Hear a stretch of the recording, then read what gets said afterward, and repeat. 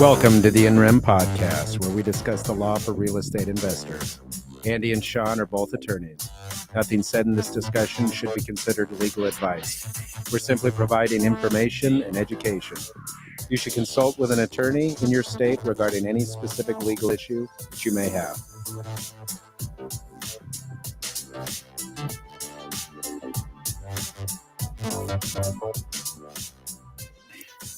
Hey, good morning, everybody. Thanks for joining us. Today, our topic is building a successful real estate business by being a go-giver. I'm Andy Fowler, and I'm here with Sean St. Clair. If you're new to this show, make sure to find us on Facebook or YouTube. Like and subscribe to the channel. You can find us on YouTube, that is, at INREM Podcast. That's at INREM Podcast. With that, we're going to go to Sean, who has our legal update for us. Thank you, Andy. So our legal update today is the topic of equity skimming. So the question is what is equity skimming? So we hear it all the time, this thing that is out there called equity skimming, which no one wants to do because it is a criminal offense. But what exactly is it? What is equity skimming? So equity skimming is a crime. So it is a criminal offense, and it generally involves two scenarios. So the first scenario is where a property is taken subject to the existing loans, and the purchaser collects all of the rent from those loans, but fails to pay the existing lien holders or other obligations with respect to the property, and then the property ends up going through foreclosure. So they basically have they've rented the property, they've pocketed the rent, but they've not paid the obligations with respect to that property.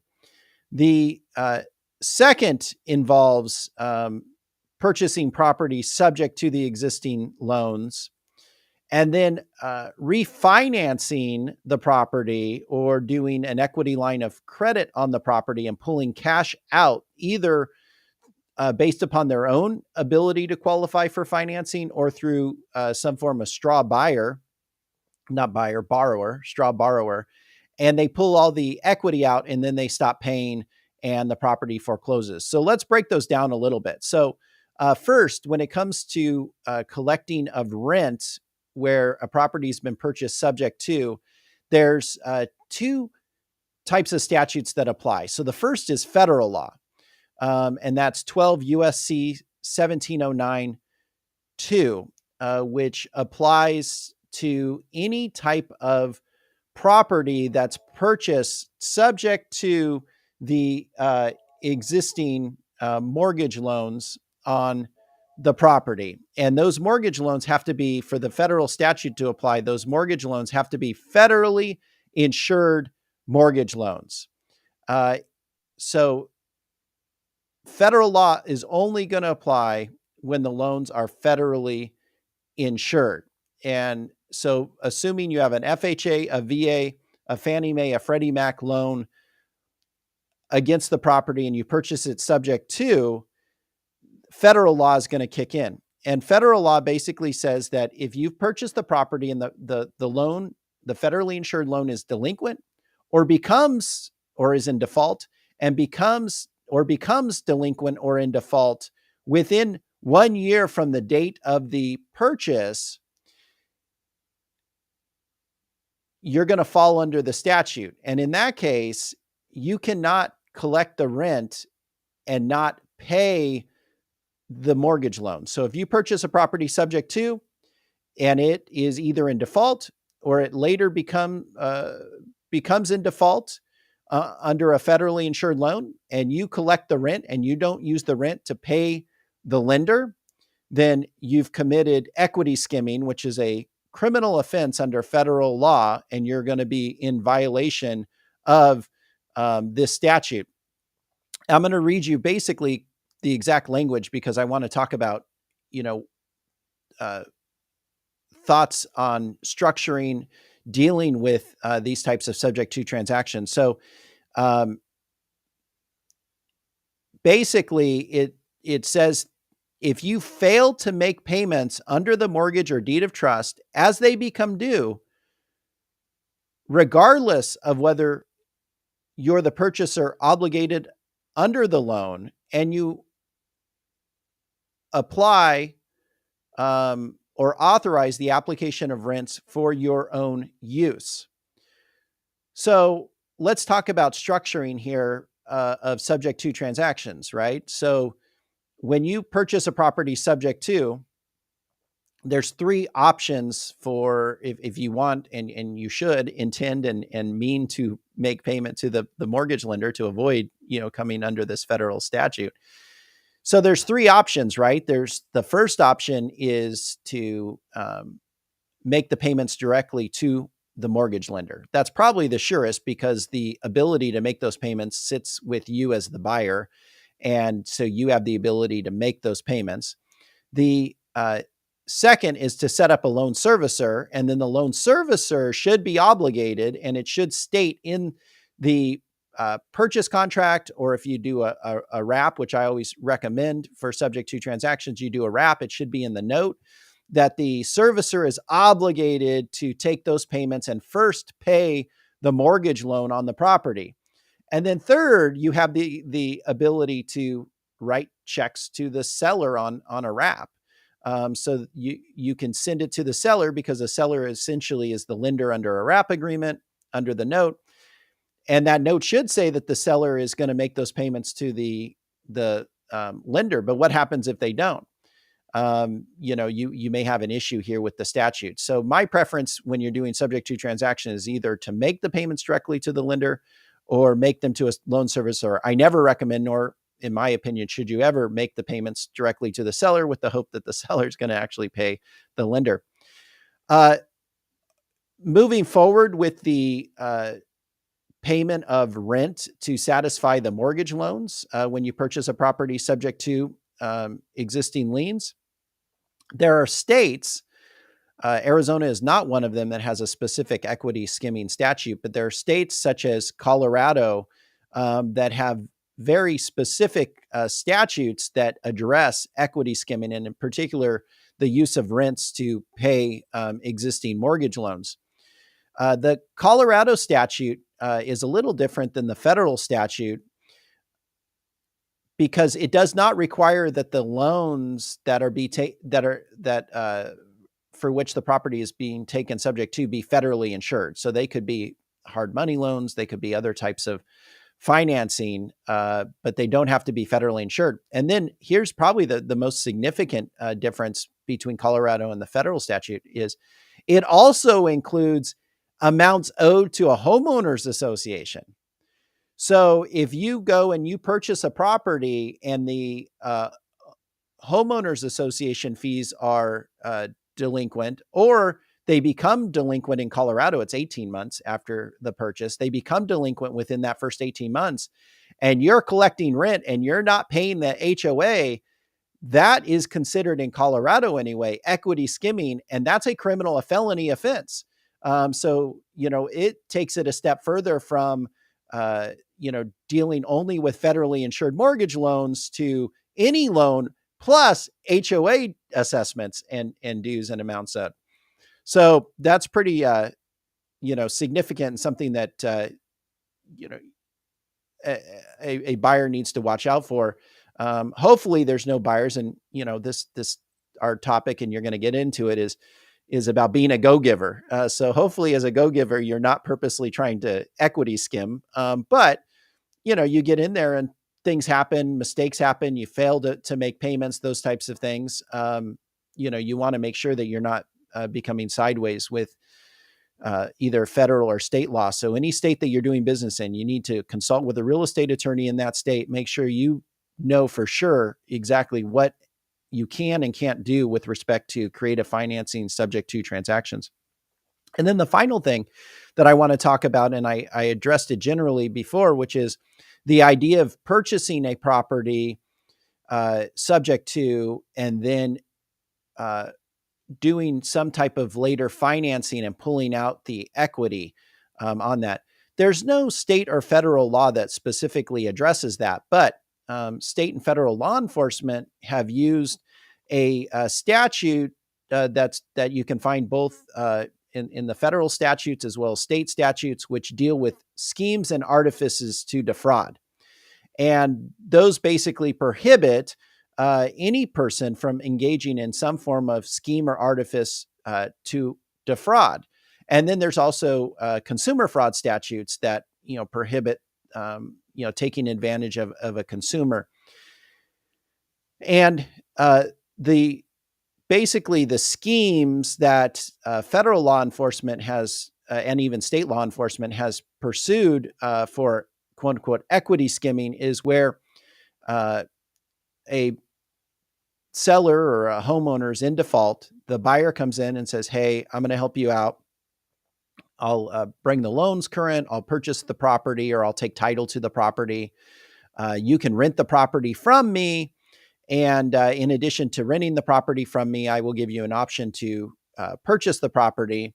So they give them an ability or make the claim that they have the ability to purchase the property. And then they go and either using their own credit, or they go and maybe transfer title to someone else who can obtain some form of refinancing. They go and they obtain refinancing and pull out all the equity of the property.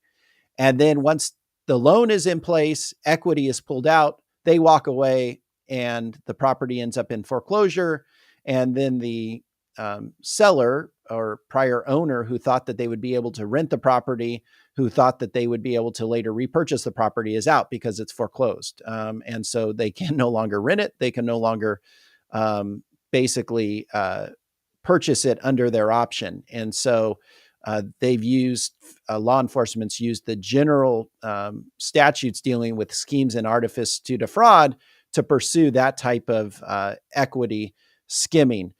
So essentially that is when you hear equity skimming, that's what it is. And it's something to always be aware of when you're investing and working with investors, working with homeowners, with lenders. You want to make sure that you're on the right side of these statutes and you're not even unknowingly causing a violation or breach, because there are criminal penalties and they're fairly significant if you're ever convicted or charged with equity skimming. All right. Thank you for that legal update, Sean. So today we're going to get into our meat and potatoes of our topic here today, the building blocks for a successful real estate business. And that is also talking about this concept of being a go-giver. And with us today to discuss being a go-giver is real estate investor Brandon Simmons. Brandon Simmons, as I mentioned, is an investor in real estate, works and has his own real estate investment practice. Brandon, thanks so much for joining us. Hey, thank you guys so much. Appreciate it. Yeah, Brandon, we really appreciate having you. So tell us about your real estate investment practice and how you got into real estate investing. Sure. So I've kind of always been interested in real estate. I kind of give you a little bit of background. We moved to Arizona about 11 years ago. In 2009, I guess actually longer than that now. So we moved here 2009, 2010. I found a podcast called Flip to Freedom. And there's a guy named Sean Terry who is talking about wholesaling. And I signed up for the Flip to Freedom Academy. And at the time, it was like $97 a month. I put it on my credit card without telling my wife, and was really scared about that, and ended up being one of the best moves. My very first wholesale deal I ever did was a joint venture deal with Sean Terry. It's a crazy story. Everyone has those crazy stories. I mean, everything from a dying dog in the living room to a hibernating desert tortoise in the backyard. But that was my first deal. And then I was in the real estate world by doing mortgages. I worked for Wells Fargo Home Mortgage and did a couple of deals off and on while I was working there until I got laid off. And I took a job with another mortgage company And at this time, was several years down the road, Sean called me up and said, "Hey, Brandon, would you come work for me?" And at the time, I felt like I had a very good job. I called it the golden handcuffs, making 70, 80 grand a year, insurance. And I didn't really want to, take the risk. And I was talking to my brother. My brother's like, "You're an idiot if you don't take this opportunity. You've been talking about this for so long. You can do this full time." And so I went and talked to my manager, and I basically told them that I was going to be taking a position. They said, "Don't worry. If it doesn't work out, you always have a job here. You've been great." So I felt like there's really no risk. So I started working for Sean, and my first year as a W-2 commission employee, I made $175,000. So I was hooked. Fast forward a little bit. I worked for Sean for about 5 years, and then went out on my own and have been doing everything on my own ever since. I still do coaching with Sean, which we still do some joint venture stuff together. But I owe a lot of what I learned in the real estate and wholesaling business to Sean and several other of my really good close friends that are local mentors of mine that are really, they just try to stay off social media. They're like the guys, the millionaires next door. So give us an idea. You've been doing this for a little bit now. You did mention wholesaling, but give our listeners an idea, kind of the breadth of real estate transactions that you've done in your journey. I'm sure it hasn't just been wholesaling. What No. does that look like, and what have you touched? So I've done everything from wholesaling to some flipping, rental properties, creative real estate, seller carrybacks, wraps, lease options. I was really happy to hear Sean talk about the equity with the legal update, because he talked about how he prefers to do wraps on his subject to investing, and that's the only way I do subject to investing is I do wraps, and I use a note servicing company. I just feel like it's a better way to protect the homeowner and stuff too. But we've done wraps, we've done seller carrybacks, we've done lease options. Regular options, joint ventured with lots and lots of other investors. And so right as I left working for Sean, I started a small little mastermind with about 16, 17 people. We call it the REI mastermind, but everyone that joins the mastermind gets a copy of the book, The Go-Giver. And we have to kind of follow the precepts of that book.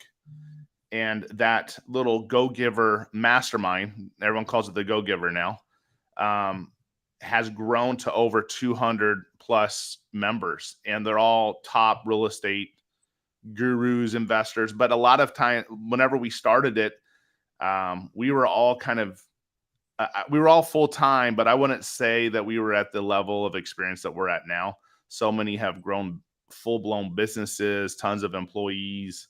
The owners of Batch Skip Tracing, Evo, Annie, and Jesse all met in the mastermind. You probably know a lot of the folks that have been through there, like Pace and Jamil and Jerry Norton and Sean Terry and Steve Trang and Brent Daniels. Lots of great people, and there's tons and tons more. And I'm really passionate about just trying to help people grow their business. Now, I know that you're a pretty regular speaker. What kind of events do you have up and coming here in 2023 where you'll be speaking? So I'm going to be teaching a workshop this weekend with Azaria, the Arizona Real Estate Investor Association. I'm going to be focusing on, they're doing a workshop on wholesaling, but the portion that I'm going to be speaking on is on creative real estate. So covering some basics like seller carrybacks and wraps, sub-twos, lease options, stuff like that. Very interesting. So tell us about, I know you authored an ebook as well called The Cash Buyer Blueprint. Tell us a little bit about that and the topics covered. Oh, cool. Well, my background is wholesaling, and with wholesalers, your biggest customer is a cash buyer. So I just shared in there, and a lot of people can get this stuff for free at my website. It's just brandontheman.com. basically where I just talk about the different strategies of finding cash buyers and the 5 types of buyers we need. The fix and flippers, the landlords, hedge funds, real estate agents, and actually, believe it or not, we think of it as competition, but other wholesalers. I've done a lot of business with other wholesalers, and I continue to do business with other investors. A majority of my deals come from other investors. Brandon, you're doing the mastermind. You've authored a book. Mhm. You're speaking regularly. We're going to get into this idea of being a go-giver, but we wanted to, because we've just come out of 2022, and that was an interesting Mhm. year for all markets, but we talk about real estate markets Yeah. specifically here. What do you think 2023 looks like for real estate? I I have opinions on this. So, we were just at we had an Azaria meeting yesterday, the Arizona Real Estate Investor Association. Tina Tambora from the Crawford Report was there. And I really respect what the Crawford Report talks about. They're talking 5 to 7 months of kind of a slower market, balanced market, still a buyer's market, and then they think it'll kind of come back up. I was an econ major, so my background is economics, and I really love the statistics of everything. So I really do believe that the housing market is so much connected with what the Federal Reserve does. So if the Federal Reserve is printing money, then we're off to the races. If the Federal Reserve is doing what they're doing right now, called quantitative easing, like where they're raising interest rates, it slows down Design the housing destruction of the market. economy. Yeah, so to speak. Yeah, I mean it's crazy because, um, it's frustrating because I'm not one of the federal economists on these boards and stuff, but to me, it's not that hard to understand that we weren't in a transitory inflation period. They kept talking about that for months, and then now I feel like as they're raising interest rates, they're playing catch up. I think they were a little slow to start that. And I believe they do have to manipulate that, money supply and stuff like that. But I think it's hurting a lot of families right now with inflation. So it sounds like your approach is you hear this just in investment strategies generally, but the term "don't fight the Fed." It sounds like where the Fed goes is maybe where real estate goes, is what you're thinking. It does. I think there is a correlation there.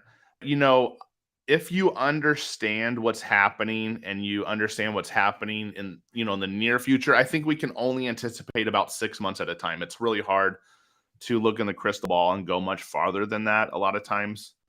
I think it depends a lot on politics. It depends a lot on employment and stuff, other factors too. But I feel like that if you understand real estate, you understand creative financing, you understand the different strategies that are out there, that you can make money in any market, an up market, a down market, sideways market, it doesn't matter. In fact, I'm actually excited that is becoming a buyer's market because there's going to be a lot of opportunities to buy a lot more creative deals. Yeah, for sure. For A sure. few weeks ago, we had a show just dedicated to diversity in real estate strategies, in order to deal with the different markets, because they don't all, as we discussed with that guest, fit within a boom, and they don't all fit within a bust type of cycle. Having the ability to diversify and be there. And I would imagine, Mhm. kind of given when you started, because you mentioned coming out of 11 plus years ago, you kind of got into this coming out of the last recession or right in the middle of it. So you've had I, a cycle where you've seen a good bit of all of it. yeah, I think I was lucky. We bought our house out here um, right after the collapse. So the house we bought for 50% of what it was listed for the year before. So I think we bought at the rock bottom, but by dumb luck. So I have only known up market, but I have a lot of friends that have been around for decades that have seen the ups and downs. And honestly, I lean on them for their advice. A lot of them got out of a lot of their rental properties a little early, cashed out, took some chips off the table. We're bored playing basketball at LA Fitness or doing yoga, and they're sitting on stacks of cash ready to buy, so. Well, that's the great thing that I've found, and I think you mentioned this earlier, in your mastermind with the real estate community. It is in a sense, I'm gonna use the term, but I don't mean to just mean for men, but a brotherhood in a sense of pretty generous folks that wanna help people, both network and do well, and what you find is, you find folks that have been through it before, been through the down cycles, know how to maneuver through that, and so let's talk a little bit more about kind of what you mentioned in your mastermind specifically, but this idea of a go-giver. So for our audience, give us a definition of what a go-giver is or what it should be. Sure. So it's from the book The Go Giver from uh, John David Mann and Bob Berg. It's an easy read. You can read it. It's like 120 pages or something. It's a fictional story, but it applies principles about looking to serve others first before, we always wanting our own thing, and there's a part for that. There's a reciprocity as part of the uh, the values and the rules in there. But first, we got to learn to serve first, and then we will receive. And not only serve, but serve as many people as we can, as exceptionally as we can. The more people we serve, the bigger our network becomes. The better we serve them, the more money we can make, and being open to receiving whenever those opportunities come. In that mastermind, every single person has done a deal with someone else in that group, and every single person has. I mean, you can interview pretty much anyone in there. You can see that they've all have had some sort of benefit to their business, monetarily or in some other value, um, unequivocally. Like everyone says it, Pace, so many people have benefited. I've benefited. I created the group for that benefit, so we can kind of share. But I think it does help picking the right type of people to join a group like that, because they're willing to help. They're willing to kind of open up their office to letting their competition come over and see what they're doing, which is so counterintuitive in a lot of business today. But a lot of times when you collaborate and help each other, your business actually benefits because of it. Well, So, yeah, it's an all boats rise with the tide, yeah. kind of thing, and, I have a bachelor's in business, and I think of all the things that I didn't learn in business school that I learned in just doing. And when you put together the collective wisdom of those that have done and those that have failed along the way, you can't even put a price on that, I don't think. So give us an idea, what are the traits? What are the traits that you look for in a go-giver or that you try to cultivate in really training somebody to be a go-giver?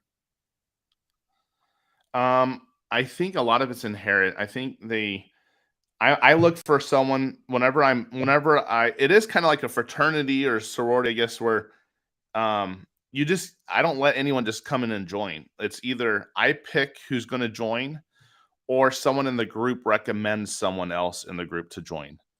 It's really that simple. I never have charged for it. It's never something that I've, have required dues or anything like that. We have some sponsors that have helped out and covered like lunches and stuff like that. American Titles helped us a lot. But I would say that the people have to be willing to be open to answering questions. A lot. The format is we usually have a speaker talk about what's working in their business, what they've learned over the last couple of years, maybe they've had some bumps and bruises along the way. They share some of that, and they share what's working now. We have a little Q&A session, and then we kind of go around the room and we talk about what's working now in our business and what we need help with. And being vulnerable to asking for some help is also part of that too, because that's where we'll a lot of times we'll live stream to the members of the group, but whenever we go around that part of the group, all the cameras are off. It's 100% confidential, and it's all kept in the room because people may need a new business partner. People need to fire a COO, and maybe they're looking to hire someone else. So there's some confidential things in there. They need to be able to feel like they have a safe place to talk about their problems and to be vulnerable, so we can actually give them the help that they need. How does this, I'm curious, I'm not suggesting that they don't benefit, but as like a new real estate investor, let's say, that's coming into the space, I hear this and I think, wow, I mean, this is amazing. I would pay money for this, but just for the opportunity to be able to learn from some of the best. But for those who have made it, those who have done it, what is Yeah. some of the biggest benefits for them to participate in that? Is it just growing, continuing to grow their network? What does that look like? That's a great question, because for some people that have been in there, it's not as much of a benefit for them in their eyes sometimes. It's like they're the ones that are given value, and they're not getting something in back. And that's not right either. I want them to receive value. What I have learned personally, whenever you're open, I feel like we can all learn from each other. There's been times where a new person has come in that has a limited amount of experience compared to others, and they're sharing a new marketing technique, a new strategy that we never even thought of. And now all of a sudden the attention's on that person. Like, how does that work? What are you doing? And this is a person with considerably less experience, not near as many deals, but now all of a sudden they're benefiting the more seasoned pros because they're sharing something that actually is working for their business. Um, and a lot of it is repetitive. There may be some stuff, sometimes you feel like you learn it all and that's it. I think there is a way to scale up. And what happens though too is not only in that meeting, but you're building relationships, and you can go have lunch with several other folks that are maybe closer in your circle of level of experience. And so you can kind of build those relationships, and that has happened. And I think there's a benefit for a person that has maybe not as many deals or as many skills and the benefit could be for people that are super experienced, people like Jerry Norton that has come in, people like Carlos Reyes and Sal Shakur, they've come in, right? And I'll give you one example is Carlos Reyes and Sal Shakur have done hundreds of deals. They're multi 7-figure business a year in wholesaling and fix and flipping. But being part of that mastermind, introducing them to a couple people that happen to be lending partners now of theirs that are funding a good portion of their business. So sometimes you don't realize who's sitting next to you in a room like that.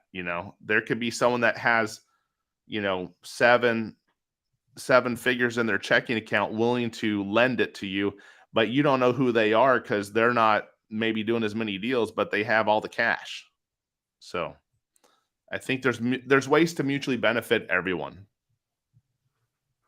So we've been focusing kind of on the networking benefits here of being a go giver, but you've built your own real estate investment portfolio. You've really built your own real estate business.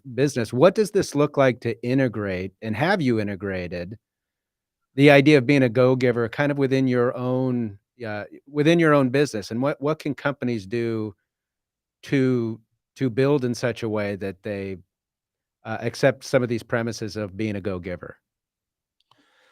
So I learned by example. So Sean Terry is someone that I learned wholesaling from, right? And he's a big speaker. He's a guru. He's the godfather of wholesaling. A lot of people call him the godfather of wholesaling. He's helped a lot of people nationwide learn wholesaling. But I used to just go and meet with Sean at a Paradise Bakery with me and like 7 or 8 other guys and learn how to write yellow letters and what type of people or what type of list to target. And Sean would just meet with us for free. And the idea was we go out, we get some deals. My first deal was the deal that I did with Sean Terry. I did multiple deals with him, but I remember my first deal, I had no cash buyers. I didn't have a list of cash buyers yet. He had over 30,000. We split the deal 50-50. He benefited and I benefited. And I think whenever you are one of the things about Sean is he's always been the example of giving away information, sharing what's working, helping out people, spending a few minutes after a meeting to talk and answer questions. And that has always catapulted him to more and more success. Whenever I worked with Sean, I would say 20 to 40% of our deals would come from other investors, joint ventures, collaborating with others. So don't be afraid to share information. Don't be afraid to give away the secret recipes, so to speak. Sure, there may be proprietary information that you want to monetize on and stuff like that, but there's usually a way. If you think about Jerry, he's a go-get. He puts so much information out on YouTube. Pace too puts so much information on YouTube for free that people would pay to buy a course from, but he's giving away for free. And then guess what? Deals are sent to him, multiple opportunities. So if you're a business owner, I think the biggest thing you figure out who you can collaborate with, make very compelling content to help them in their business, and just give them opportunity where they know how to contact you or to reach you. And so that's how I've done majority of my deals last year. So how do you, we're talking, you used the word a couple times, collaboration. There's an obvious tension in the business market with a similar word, which is competition. And it's a competitive market, right? You know, everybody wants to get a deal. There's so much real estate. How do you balance this idea with competition versus this idea of collaboration? Or is it really just showing by example and hoping people see the benefits and follow that? I think there's such an abundance. It's like saying there's only so much water out there, and I run to the ocean to grab 5 gallons for myself and thinking there's not enough to share. That's ridiculous. There's so much more water out in the ocean. I just got 5 gallons of water. That's all I needed, right? Maybe I have 2 5-gallon buckets, and I'm grabbing that and I'm running back to the house for that. I think there's so much opportunity, so much abundance of deals that that's short-sighted thinking. And the moment that you stop thinking like that and you start opening up the idea that your competition is your friends that you can collaborate with, you can partner up with on deals, it has changed industries. It had not only in real estate, but I think in other businesses, you can see where people have found ways to work, and it's a synergy, right? 1 + 1 = 3, because there's some sort of synergy that's provided whenever people kind of put themselves together. Now, I'm not saying don't be a sucker. Don't be the only person that's giving. That's a one-sided relationship that's just bound to failure. And there are people, I've had people that have just called me up and try to get information or try to, ask for my help without any type of reciprocity. They're not going to give reciprocity, so that relationship doesn't move forward. Well, that just sounds like I a think taker. It does have to be a two-way street. And there are takers. There are takers out there. They're greedy and they're one-sided, and it's short-sighted, and they're going to miss so many opportunities because of it. Brandon, we've talked a lot about collaboration, working with other investors, and Andy and I have we run our law firm, and we have a number of attorneys and things like that, and we try to collaborate with other attorneys. But one of the things that we try to work with our staff is, how can we give back to our clients? How can we serve our clients? And I've heard stories of investors who have contacted a seller and talked to them about their real estate situation, but then all of a sudden the seller starts spouting off about medical issues and this and that, and these investors have gone over and above, regardless of whether they were going to end up with the transaction or not, but they basically went over and above to connect the homeowner with different services unrelated to real estate, or even, drive them to places that they needed to go because they didn't have transportation, or wherever the case may be, with Yeah. no expectation that they would ever, land the transaction. Um, and I know that you've, done those types of things, but tell us some of those stories that you've heard where investors have just been not so much amongst each other, but as to the actual, homeowner or potential, client, where they've gone over and above, unrelated to real estate. Mhm. So my very first deal, I'll share one with that, and then I'll share another one. So my very first deal, it was a single mom, two teenage boys still in school, and she needed to move out of her house. She got the money. We bought the house already, and I had to take the day off of work to help her move because she had no help to help her move. So we helped her. We She didn't have an apartment. She didn't have anything. So Sean and I were doing the deal together. Sean came over and he brought over one of his other employees, and Sean drove her over to go find an apartment, sign the lease. We started helping move furniture over to the new apartment. Sean was setting up like the TV and the cable box and hanging up pictures. And she had a dog that literally was on this deathbed, like should have died, was already smelling like it was dead. And she didn't have the heart to bring it to the vet. She asked us to go put it down. So we drove her dog to the vet to go get it put down, which is crazy. After we got the place all moved out, the animals over at the new apartment, she had a couple other cats and stuff. We found out there was a tortoise in the backyard that was hibernating. I mean, not just a little one, like one of the gigantic desert tortoises. So we called the zoo, and they brought a herpetologist over to come and remove the tortoise and rehome that. That's just one example of taking the day off of work, helping someone move, getting everything set up, taking care of the dirty work that they didn't want to take care of emotionally. Another situation was a fellow passed away. The brother owned the properties. He lived out of state. They didn't have enough money to pay for the remaining cremation funeral services. So we went and paid for that. And I didn't know this, but in order to ship human remains, you have to use the US mail.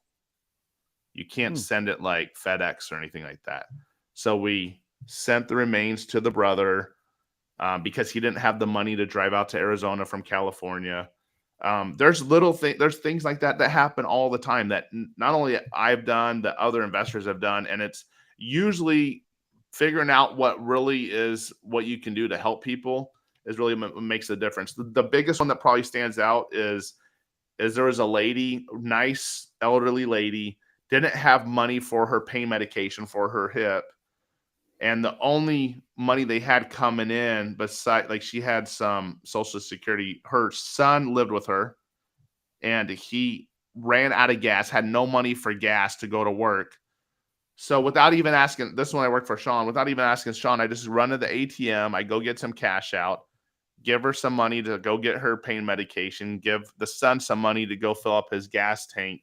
Whether we bought the house or not, we were doing that. It was just a given. So I think you got to think like that. Like, just be a human being. I don't know. Just be, the golden rule. Well, and that's the thing. I found that, there's kind of two types of investors out there. There's the investors like what you're describing, where you go, you're looking to basically you're trying to make a profit and feed your family and, make a living and that type of thing. And we all are doing that. But at the end of the day, you're looking for how can you come in and help this person in this situation, even if it doesn't relate to the real estate. And even helping them with respect to the real estate. And then there's other investors out there who aren't doing any of that. They're just looking for a quick buck. But I found that the ones that are the most successful, the ones that you've talked about in your mastermind, are the ones that are doing exactly what you described, which is they're, looking to help the homeowner first and then figuring out the transaction later on. So that's awesome. Yeah. The word I use for that, you probably heard, is altruism. Altruism. Yeah. Seeking out the welfare of others first. Right. And usually my students that I've coached, whenever they're stuck. They're usually just focused on them making money. They haven't made money. They haven't done a deal, or they're struggling to get the next deal. If they flip the switch and focus on just that importance of, I just want to serve someone today, I just want to help someone, then all of a sudden the deals start flowing in again. For sure. Yeah, it's amazing how that works, how things kind of come full circle. And I was at a seminar or a networking event or something, but you were one of the speakers, and it was dealing with different types of marketing to grow your business. And you had people who door knock, people who SEO and send out mailers, hard US mail, and then they came to you and you're like, I don't do any of that. And I'm like, what? You're like, I don't market. I none of that. And you said, watch this. And you literally walked the room talking to investors in there. And you ended up with like 3 deals before the night was done. Talk to us a little bit about how you've built your business doing that, because essentially what you're doing is you're collaborating. You're looking for how to benefit, mutually benefit with another investor, with a homeowner, and make a transaction happen. Talk to us about how you built your real estate business doing that type of, those types of transactions. Awesome. Yeah. Thanks for that question. The biggest thing that I think of is, one of my mentors is Claude Diamond. He talks about attraction marketing. You may have heard of magnetic marketing. And this is something I'm still working on, is not being a secret. I'm trying to put myself out there more, hence like a podcast like this. So not being a secret is part of it, but realizing that they're opening our eyes up, that there are deals everywhere.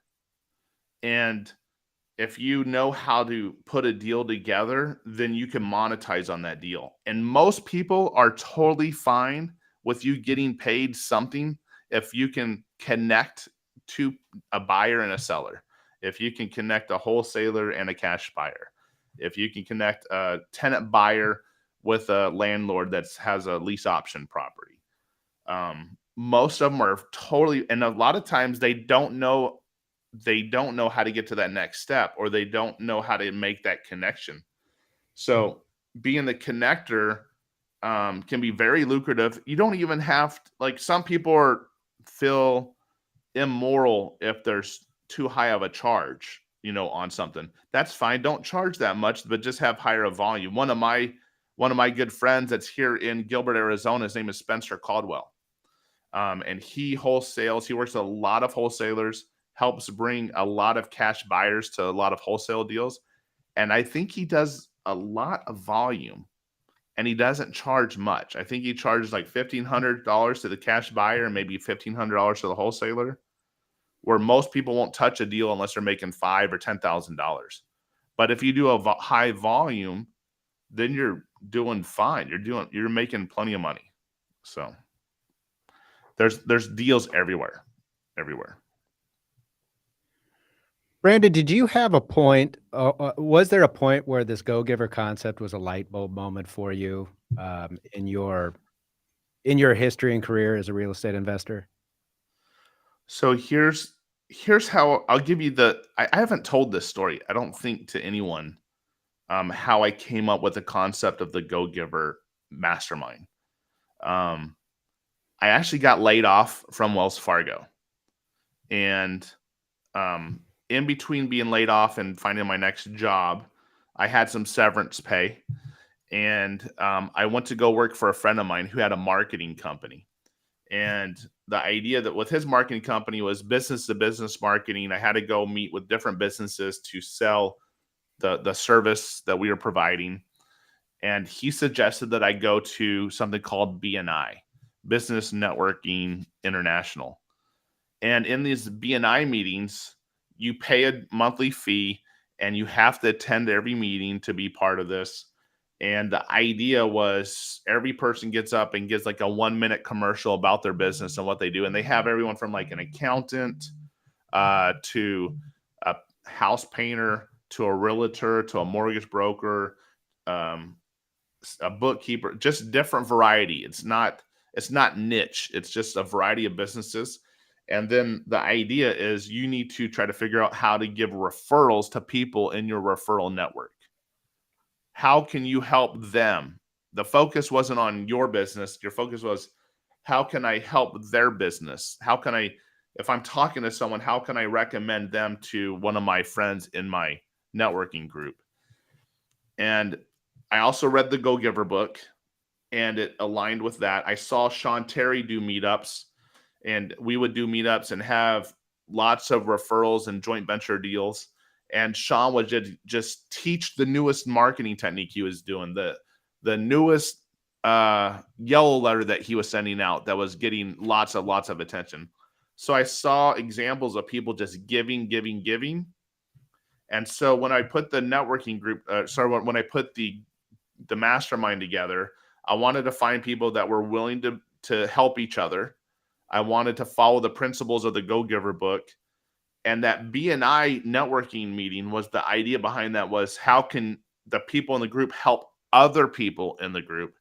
And that was the main focus. And that's how the Go Giver mastermind was born. Out of that. Very It's REI Mastermind, but everyone calls it the Go Giver. So I don't want to take anything away from Bob Berg or John David Mann. So. Yeah, Andy and I actually have been Andy longer than I have, but members of different BNI chapters. So Andy's been in his for, I don't know, what, 15 years, Andy, something like that.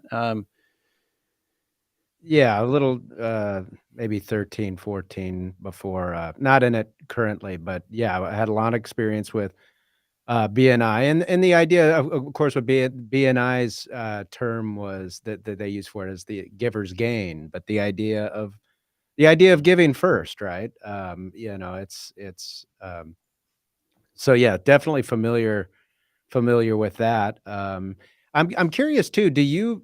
Has it been your experience that those who come into the real estate investment community with an ultra competitive mindset, competition first, me first kind of things, is there a tendency that they kind of excise themselves from the community, or kind of hurt their ability and access to it? Are they kind of Sometimes, identified yeah. fairly quickly?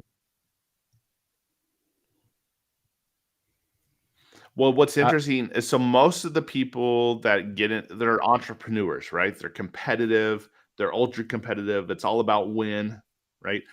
And what happens is we get in the mentality that I have to win. In order for me to win, you probably have to lose.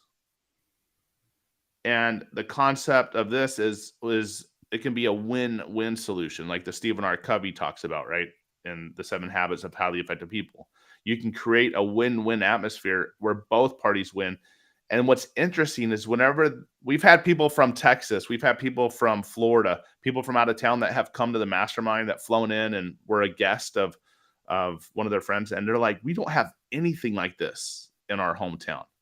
We have so much competition. I don't think we can get anyone to work together. But what happens whenever they set foot into that meeting and they see everyone talking to each other, that they've been at each other's offices and met their staff and have helped each other out, it almost is like an epiphany that happens. It's like an enlightenment, like all of a sudden, like, wow, I can actually do a lot more if I'm not stuck on this idea that I have to be keep everything close to the vest. I can be open, I can be transparent, I can help others, but then I can be open to the reciprocity of them helping me as well. Sure. Well, Brandon, thank you so much for taking the time to be with us. We really find this idea of being a go-giver not only interesting but valuable, and appreciate taking the time. How can our listeners connect with you? How can they find you online and otherwise? My website's brandontheman.com. It's pretty original. So is it brandonman.com? I'm on Facebook and Instagram and stuff too.